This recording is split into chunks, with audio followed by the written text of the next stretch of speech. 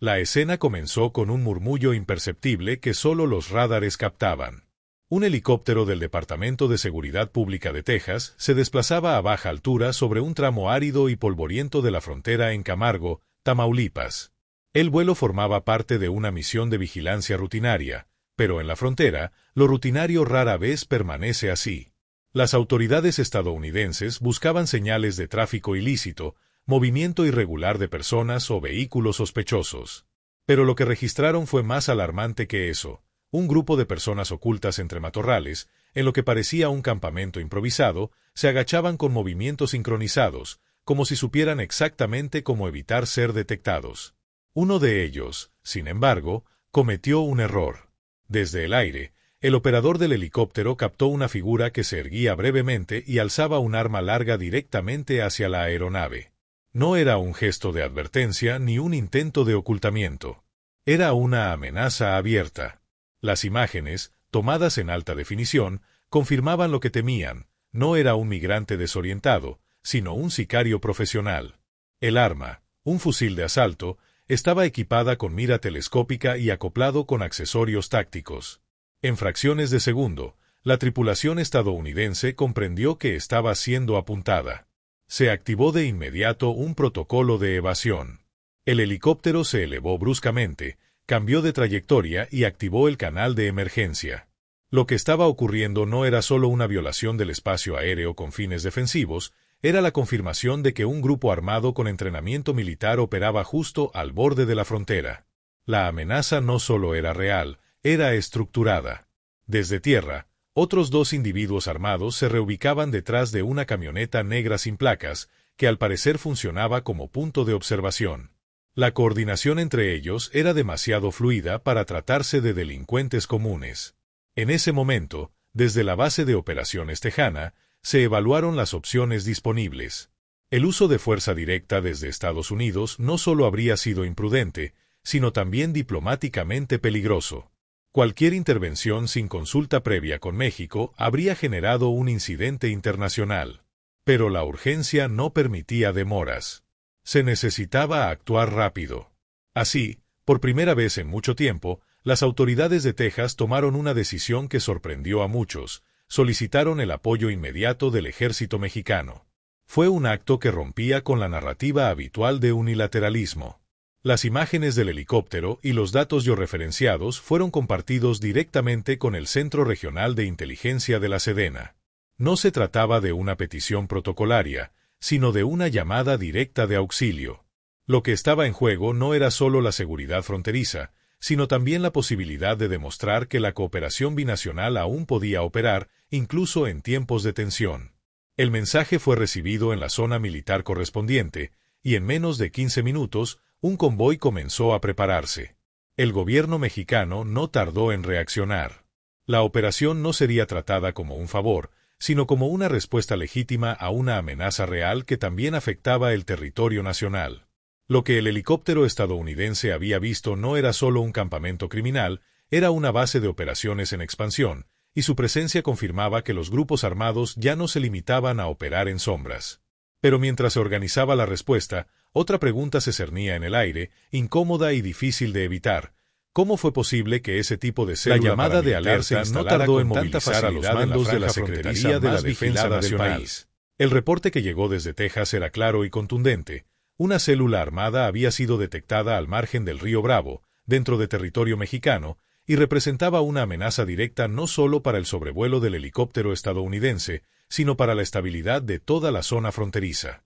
En circunstancias normales, ese tipo de reportes se canalizan a través de diplomacia lenta y cautelosa. Pero esta vez, la inmediatez se impuso. El alto mando mexicano respondió con una directiva urgente: activar una patrulla mixta con elementos del Ejército, la Marina y la Guardia Nacional. La zona en cuestión, ubicada entre rancherías semiabandonadas y campos irregulares, exigía una intervención terrestre de precisión. No se trataba solo de perseguir delincuentes, había que proteger la soberanía nacional bajo los reflectores de una operación binacional no declarada. Desde el primer momento, la coordinación llamó la atención. A diferencia de lo que algunos sectores políticos en Estados Unidos pregonan, que México no tiene control de su territorio, La respuesta mexicana fue ejemplar. En menos de una hora, columnas de vehículos tácticos comenzaron a movilizarse por brechas y caminos rurales, mientras drones del ejército sobrevolaban el área recopilando imágenes en tiempo real. El helicóptero texano, ahora volando a mayor altura, permanecía en espera, funcionando como punto de referencia y observación. El contacto entre ambas fuerzas fue discreto pero firme. No hubo despliegue conjunto, ni intercambio directo de comandos, pero sí una sinergia clara. Estados Unidos reportaba, México actuaba. El mensaje implícito era poderoso. El país no necesita intervención extranjera para resolver sus propios asuntos, pero sí puede cooperar bajo condiciones de respeto mutuo. Los primeros indicios en tierra confirmaron las sospechas: huellas recientes, restos de fogatas aún calientes, cartuchos percutidos y envoltorios de suministros tácticos. El grupo armado no estaba improvisando. Todo indicaba que aquel punto era una base de vigilancia o paso logístico, posiblemente vinculada con rutas de tráfico de armas o personas. La inteligencia del ejército vinculaba la zona con células del crimen organizado que habían migrado desde Reynosa, buscando nuevas rutas más discretas ante la creciente vigilancia en puntos tradicionales. El convoy se dividió en 3 flancos, con instrucciones precisas de no entrar en confrontación sin verificación. Pero la tensión se palpaba. El terreno era hostil, vegetación espesa, visibilidad limitada y muchas rutas de escape hacia ranchos desocupados. La operación, sin embargo, mantenía un control riguroso. Por primera vez en meses, la colaboración táctica entre fuerzas mexicanas mostraba una coordinación impecable, alimentada por el conocimiento del terreno y la disciplina operativa. Y mientras el operativo avanzaba, del lado estadounidense se mantenía un silencio estratégico. No hubo declaraciones, ni filtraciones, ni ruedas de prensa. Era evidente que cualquier gesto podía escalar el incidente y convertir una operación puntual en un conflicto diplomático. En esta ocasión, la prioridad no era el protagonismo político, sino la resolución eficaz de una amenaza compartida. Sin previo aviso, el primer contacto ocurrió. Un dron mexicano detectó movimiento a unos 300 metros de la última ubicación reportada por el helicóptero texano. Una camioneta blanca, tipo pick-up, con cristales polarizados y placas alteradas, cruzaba lentamente una brecha rumbo a un conjunto de galpones abandonados. La persecución estaba a punto de comenzar. El vehículo sospechoso avanzaba entre nubes de polvo seco mientras la patrulla terrestre lo seguía a distancia prudente. No había margen para errores. Cualquier movimiento precipitado podía detonar un enfrentamiento abierto.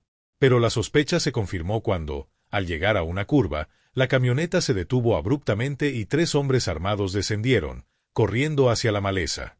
El conductor intentó escapar, pero no logró avanzar más de 100 metros antes de toparse con una barrera improvisada que bloqueaba su paso.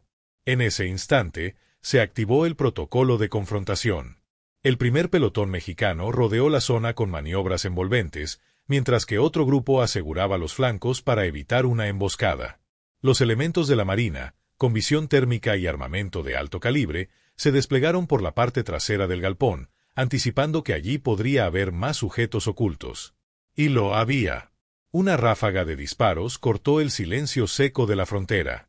Los sicarios no solo estaban atrincherados, sino que respondían con fuego coordinado. El enfrentamiento fue breve pero intenso. En menos de 5 minutos, el sonido de los disparos cesó, dando paso al eco de las órdenes militares y al crujido de los pasos sobre la grava. El saldo: 2 delincuentes abatidos, 3 capturados con vida y un militar herido sin gravedad. Las camionetas utilizadas por los agresores fueron aseguradas. En su interior, se encontraron armas largas de procedencia extranjera, chalecos tácticos con logotipos de un grupo delictivo conocido y un dispositivo GPS con rutas marcadas a puntos estratégicos de cruce. También se recuperaron radios codificados y documentos con códigos de traslado. La operación fue considerada un éxito táctico inmediato. Sin embargo, lo más relevante no estaba en las bajas ni en los decomisos, sino en lo que se evitó: una escalada binacional.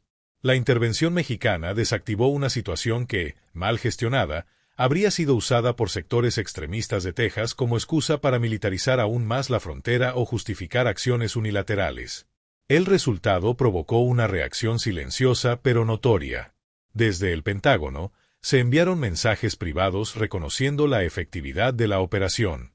Mientras tanto, en México, altos funcionarios reforzaban el discurso de soberanía. No solo se protegió el territorio, sino que se hizo respetar sin ceder ni un solo centímetro a la narrativa del caos fronterizo. Y sin embargo, la pregunta incómoda persistía: ¿cuántos otros puntos como ese permanecen activos, invisibles, esperando ser descubiertos solo cuando un arma se alza hacia el cielo? El amanecer no trajo calma. Apenas disipadas las sombras del enfrentamiento, nuevas unidades llegaron para asegurar el perímetro. El ejército sabía que el operativo no podía limitarse a una captura puntual. Había que desmantelar todo el enclave, eliminar cualquier posibilidad de que el grupo armado regresara o replicara su presencia en otra zona limítrofe. Con refuerzos llegados desde Reynosa y San Fernando, se estableció una base móvil de operaciones, equipada con radares portátiles, drones y antenas de rastreo de comunicaciones. Lo que parecía un suceso aislado comenzaba a revelar su verdadera dimensión. Se descubrieron rutas secundarias entre los galpones abandonados, pozos artesanales que servían como escondites de armas y depósitos enterrados con combustible, víveres y chalecos antibalas. El lugar no era un simple punto de paso, era un nodo logístico en plena frontera. En una de las construcciones vacías, las fuerzas mexicanas hallaron una especie de centro de mando improvisado. En las paredes, mapas con rutas trazadas, turnos escritos a mano y una pizarra con claves de comunicación que coincidían con frecuencias interceptadas semanas atrás en otra zona conflictiva del norte del país. La operación terrestre se amplió a 10 kilómetros a la redonda. Las camionetas blindadas del ejército avanzaban por caminos de tierra escoltadas por vehículos ligeros de reconocimiento. La Marina desplegó una unidad de vigilancia ribereña en el margen del río Bravo, mientras que los elementos de la Guardia Nacional realizaban controles móviles en accesos carreteros. La instrucción era clara: nadie saldría sin ser registrado. En paralelo, helicópteros de la Fuerza Aérea realizaban vuelos rasantes, no solo para intimidar, sino para capturar imágenes térmicas y detectar movimientos anómalos bajo los árboles. Los enfrentamientos cesaron, pero la tensión seguía latente. Un segundo grupo de delincuentes, según informes de inteligencia, se habría dispersado hacia el sur, probablemente intentando reagruparse en zonas más urbanizadas. El riesgo de nuevos choques era inminente. Sin embargo, la coordinación entre fuerzas impedía cualquier avance enemigo. Cada cruce, cada rancho, cada brecha era cubierta. Lo más simbólico, sin embargo, ocurrió a nivel político. La rápida y efectiva intervención del ejército mexicano comenzó a desarticular un discurso que venía ganando fuerza en Estados Unidos: la idea de que México había perdido el control de su frontera. La imagen del helicóptero texano pidiendo apoyo al país vecino, y no al revés, se convirtió en un giro inesperado que muchos preferirían ocultar. Pero no todos guardaron silencio. Desde Austin, el gobernador de Texas, Greg Abbott, aprovechó el incidente para relanzar su narrativa favorita: la necesidad urgente de construir un muro fronterizo permanente. En conferencias de prensa y entrevistas, se refirió al enfrentamiento como una muestra de que la frontera está bajo asedio y afirmó que ninguna nación soberana puede tolerar estos niveles de violencia en su puerta trasera. Lo que omitió, sin embargo, fue el papel central que jugaron las fuerzas mexicanas. En ningún momento mencionó que fue el gobierno mexicano quien respondió a la emergencia, desplegó tropas, enfrentó al grupo armado y aseguró el área. En cambio, presentó el suceso como prueba de que Estados Unidos debía actuar de forma unilateral, sin esperar colaboración extranjera. Una contradicción evidente. Analistas en ambos lados de la frontera lo señalaron. Si México no hubiera actuado, el helicóptero habría tenido que retirarse, o peor, caer. Si el ejército mexicano no hubiera intervenido, los sicarios seguirían allí, operando con total impunidad. Pero para el gobernador texano, admitir eso significaba reconocer que su estrategia de confrontación y aislamiento no era tan eficaz como decía.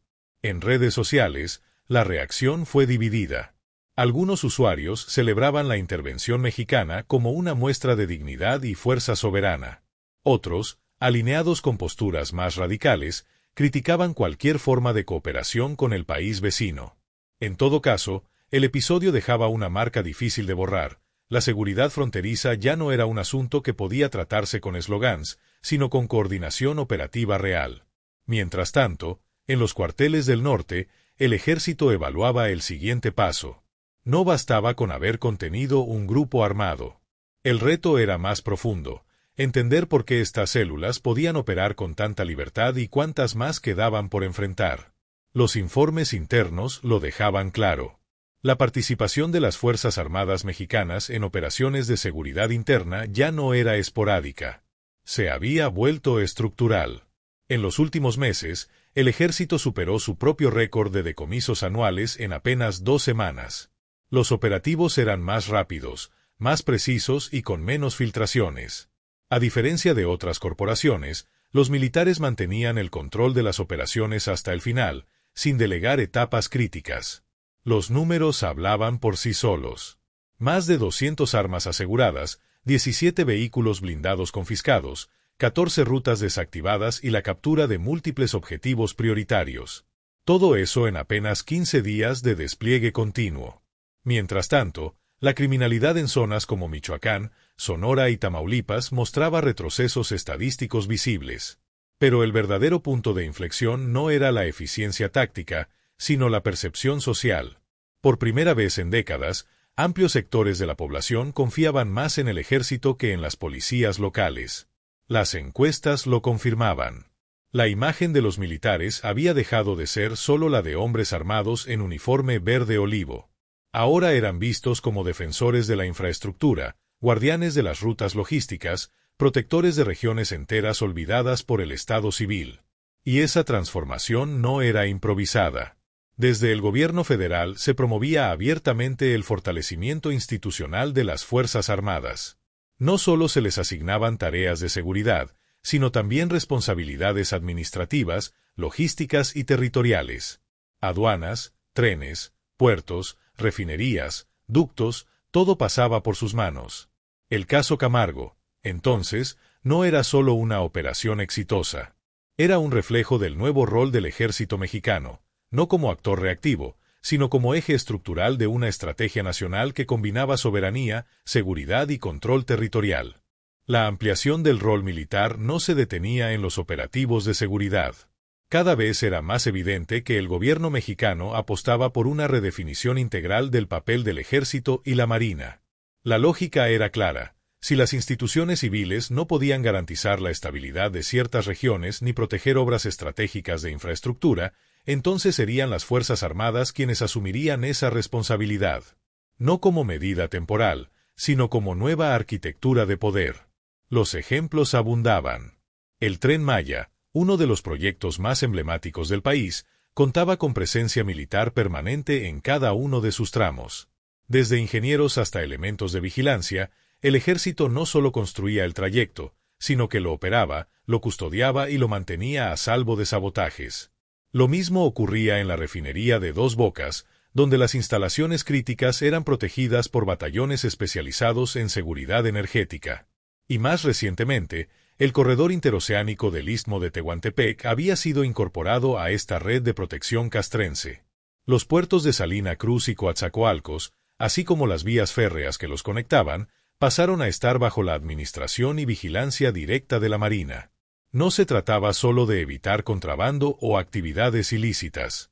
El objetivo de fondo era garantizar que ningún actor externo, ni cárteles, ni empresas privadas, ni intereses extranjeros, pudiera interferir en un proyecto que se consideraba clave para la soberanía económica del país.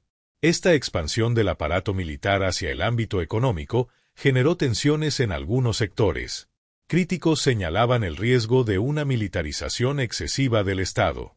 Pero los defensores del modelo argumentaban que se trataba de una respuesta pragmática a décadas de debilidad institucional y abandono territorial.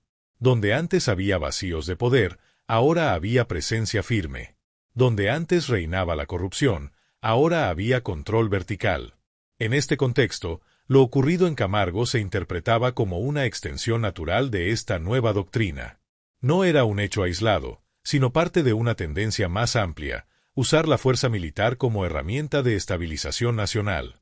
Y si era necesario enfrentar células armadas en la frontera, proteger trenes, refinerías y aduanas, o incluso administrar aeropuertos y oficinas públicas, entonces el ejército estaba dispuesto a hacerlo. Uno de los sectores que más exigía esta presencia era el energético. Con el objetivo declarado de alcanzar la autosuficiencia en combustibles, el gobierno mexicano impulsaba un ambicioso plan de recuperación energética que pasaba, necesariamente, por el control de ductos, refinerías y centros logísticos. Y eso requería una vigilancia que solo las Fuerzas Armadas podían garantizar. Los ataques a oleoductos, el robo de combustibles y los bloqueos a transportes energéticos habían costado miles de millones al Estado. En respuesta, se crearon brigadas especializadas de la Marina encargadas exclusivamente de resguardar estas infraestructuras. Su despliegue comenzó en las zonas más conflictivas, pero pronto se extendió a nivel nacional. Los uniformados no solo patrullaban las rutas, sino que operaban sistemas de monitoreo, intervenían comunicaciones y ejecutaban detenciones en tiempo real. Una de las rutas más estratégicas bajo vigilancia era la del corredor interoceánico que unía el Golfo de México con el Pacífico. Este proyecto no solo buscaba competir con el Canal de Panamá, sino también convertirse en una alternativa logística global. Cualquier interrupción en esta vía, por mínima que fuera, podía afectar el suministro de mercancías, combustibles y productos esenciales. Por eso, la seguridad del istmo no podía quedar en manos de actores civiles. Era una cuestión de Estado. La Marina, con su experiencia en control portuario y capacidades operativas, asumió la tarea sin titubeos. Y aunque la presencia de elementos armados en zonas tradicionalmente civiles provocó incomodidad en algunos sectores, el saldo operativo era difícil de discutir. Los ataques disminuyeron, las pérdidas se redujeron y las rutas críticas permanecieron abiertas. Este modelo de control militar sobre infraestructura clave transformaba silenciosamente la geografía del poder en México. Ya no eran los gobernadores estatales, ni los alcaldes, ni siquiera las corporaciones privadas quienes marcaban la pauta. Era el ejército, desplegado como fuerza estabilizadora, gestora y garante de un nuevo pacto territorial. Y lo ocurrido en la frontera norte solo reforzaba esa lógica. Porque el incidente del helicóptero texano no solo expuso la fragilidad del control territorial en ciertos puntos, también evidenció la necesidad de un actor con capacidad de respuesta inmediata, sin burocracia ni vacilaciones.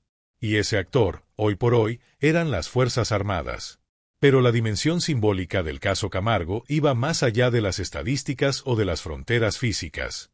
El episodio, grabado en video desde el aire y luego compartido en círculos de seguridad de alto nivel, se convirtió en emblema de algo más profundo, la reafirmación de la soberanía mexicana frente a una amenaza externa. No fue el ejército de Estados Unidos quien intervino. No fueron los Rangers ni las agencias federales. Fue México, con sus propios recursos, quien identificó, enfrentó y neutralizó el peligro. El presidente no tardó en capitalizar el evento. En sus intervenciones públicas, comenzó a referirse al ejército como el pueblo uniformado, un concepto que pretendía romper con la imagen tradicional de las Fuerzas Armadas como entes distantes o autoritarios. La narrativa oficial presentaba a los soldados como hijos del mismo pueblo que protegían, como trabajadores del Estado al servicio directo de la nación. La operación en Camargo, entonces, no era solo una acción táctica. Se convertía en una metáfora de un país que ya no esperaba permiso para defenderse. Un país que, ante la amenaza de actores armados o discursos extranjeros, respondía con eficacia, con dignidad y con estrategia. Y si esa respuesta implicaba un nuevo protagonismo del ejército en todos los ámbitos del Estado, que así fuera. Porque en la nueva lógica geopolítica del país, soberanía no era solo un principio abstracto.